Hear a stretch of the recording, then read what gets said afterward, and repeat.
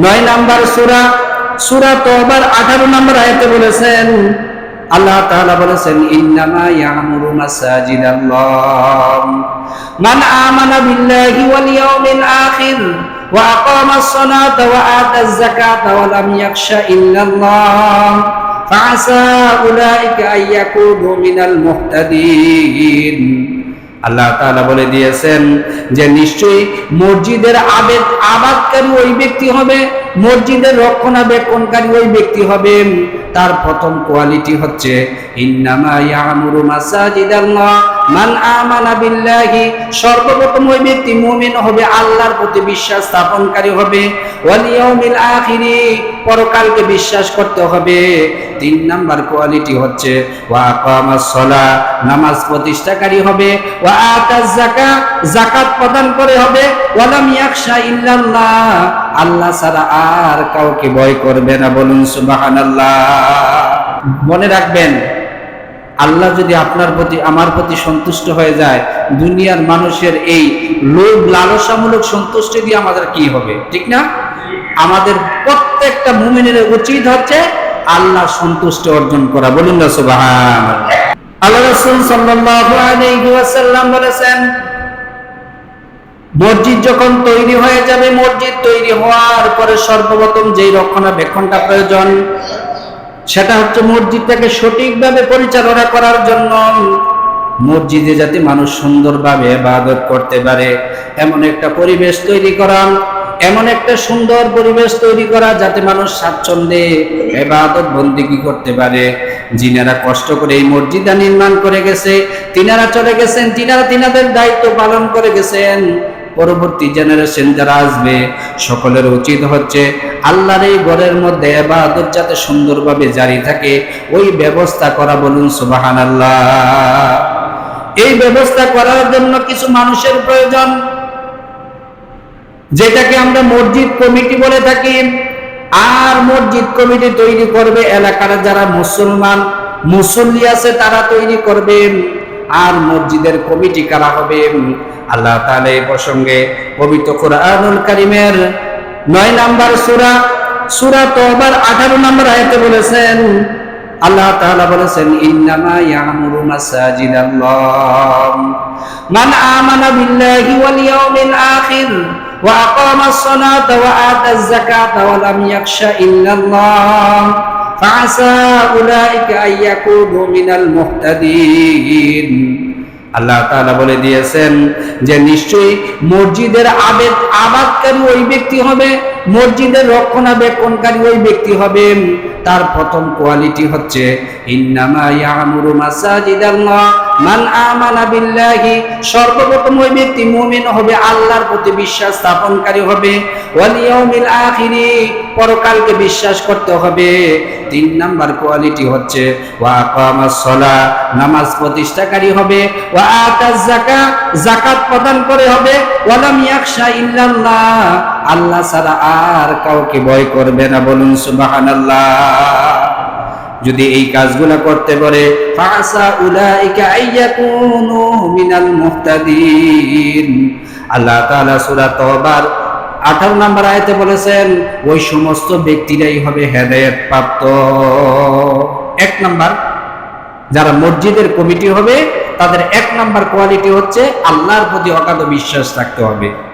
আল্লাহর প্রতি সামান্য পরিমাণ কোনো সন্দেহ যদি থাকে তাহলে ওই ব্যক্তি মসজিদের কমিটি হওয়ার যোগ্য না।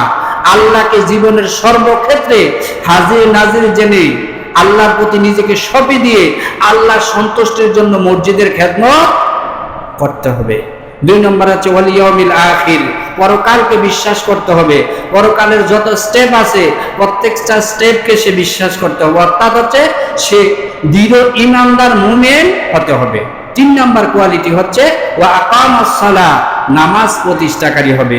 যারা নামাজ পড়বে না তারা মসজিদের কমিটি হবে না। ওয়া আকামাস সালাহ, এখানে বলে নাই ওয়াদাউস সালাহ, নামাজ আদায়কারী হবে, বলছে নামাজ প্রতিষ্ঠাকারী হবে। তার মানে নিজে তো নামাজ পড়বেই, বরং এলাকার মানুষকেও মসজিদে আনবে। তার মানে নিজে পড়ার সাথে সাথে মানুষেও যাতে নামাজ পড়ে সেই পদক্ষেপ নিবে।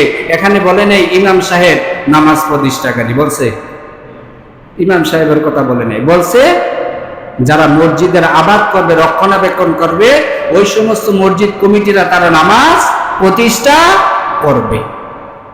4 নাম্বার হচ্ছে তারা যাকাত প্রদান করে গেল, ওয়া আকামাস সালাহ ওয়া আতাজ যাকাত, তারা যাকাত প্রদানকারী হবে। কেন আল্লাহ এখানে নামাজ প্রতিষ্ঠার পাশাপাশি যাকাত মসজিদ কমিটির ক্ষেত্রে? তার কারণ হচ্ছে মসজিদ পরিচালনার ক্ষেত্রে কিসের প্রয়োজন? টাকার প্রয়োজন না? যাকাতের টাকা মসজিদে দেওয়া যাবে না, যাকাতের টাকা মসজিদে দেওয়া হারাম। যাকাত দেওয়া ফরজ, যাকাতের টাকা মসজিদে দেওয়া কি হারাম। তাহলে কেন আল্লাহ এই মসজিদ কমিটির ক্ষেত্রে আনলেন ওয়া আতাউজ যাকাত, তারা যাকাত প্রদান করবে? তার মানে হচ্ছে মসজিদ কমিটি দেওয়ার ক্ষেত্রে তাদের মনটা উদার হবে। মসজিদ পরিচালনাকারী তারাই হবে যারা ভোগে নয় ত্যাগে বিশ্বাসী হবে। মসজিদের টাকা নিজের পকেটে ঢুকিয়ে আত্মতৃপ্তিতে ভুগবে না, বরং নিজের মসজিদের টাকাটা নিজে পেয়ে নিজেকে আত্মতৃপ্তিতে এই দৃষ্টিতে ভুগবে যে আল্লাহ আমাকে মসজিদের দায়িত্বের জন্য কবুল করেছেন। হে আল্লাহ, নিজের মনের অজান্তেও যেন একটা টাকা মসজিদের আমার পকেটে না ঢুকে। আল্লাহ, তুমি আমাকে মসজিদের দায়িত্ব দিয়েছো, মসজিদের টাকার ভাগ আমার উপরে তুমি দিয়েছো, এর উসিলায় যাতে মসজিদের টাকা আমার খাওয়া না লাগে, এজন্য আমার আয় রুজি বাড়াইয়া দাও। বলুন সুবহানাল্লাহ। তাহলে এই জন্য এখানে যাকাতের কথাটা আনছে, কারণ যারা দেওয়ায় বিশ্বাসী হবে না তারা কখনো মসজিদ পরিচালনা করতে পারবে না। 5 নম্বরে যেটা বলছে ওয়ালাম ইয়াখশা ইল্লাল্লাহ, মসজিদ পরিচালনা করতে যে তারা আল্লাহ ছাড়া আর কাউকে ভয় করবে না। লোকে কি কইল, অমুকে কি কইল, তোমরে কি কইল, না, তার অন্তরে একমাত্র আল্লাহর ভয় থাকবে যে আমি মসজিদ পরিচালনা করতে গিয়া যত রকমের কঠোর পদক্ষেপ আছে ওইটা নেব, তার কারণ হচ্ছে আমি আল্লাহ ছাড়া কাউকে ভয় করি না। মসজিদ কিভাবে সুন্দর চলবে তার জন্য আমার যা যা করা প্রয়োজন আল্লাহর ভয় রেখে আল্লাহ সন্তুষ্টির জন্য আমাকে তাই করতে হবে। বলুন সুবহানাল্লাহ। তাদের পুরস্কারটা তারপরে বলছেন ফাহাসা উলাইকা আইয়াকুনু মিনাল মুহতাদিন, আশা করা যায় আল্লাহ বলছেন যে তারাই সুপথ প্রাপ্ত হবে, তারাই মৃত্যুর আগ পর্যন্ত হেদায়েতের উপরে থাকবে। তারা কারা? মসজিদ কমিটিরা। বলুন সুবহানাল্লাহ। যারা মসজিদকে রক্ষণাবেক্ষণ করবে। বলে হুজুর এই পুরস্কারটা কম হয়ে গেল না? হেদায়েতের উপরে থাকা এটা তো একটা পুরস্কার হইল নাকি? চিন্তা করেন, একজন মানুষ জীবনের একটা মুহূর্তে সে ঈমান আনলো, সৎ পথে থাকলো, একটা মুহূর্তে সে কি করলো? অন্যায় পথে চলে গেল, লাইনচ্যুত হয়ে গেল, তার চেয়ে কপালপুর আর কেউ আছে? আল্লাহ তার ঈমানের জিম্মাদারি নিছে, আল্লাহ তার আমলের জিম্মাদারি নিছে, আল্লাহ তার জান্নাতের জিম্মাদারি নিছে। বলুন সুবহানাল্লাহ। যে হেদায়েতের উপরে থাকবে সেই তো জান্নাতে যাবে, ঠিক না? অতএব আল্লাহ তাআলা এখানে বলেছেন যে মসজিদ আবাদ করার জন্য যাদের প্রধান ভূমিকা তারা হচ্ছেন কারা? মসজিদ কমিটিরা। কিন্তু দুর্ভাগ্য হলেও সত্য, আজকে বাংলাদেশের অধিকাংশ মসজিদগুলোতে কমিটি আছে কিন্তু কোনো কার্যক্রম নাই।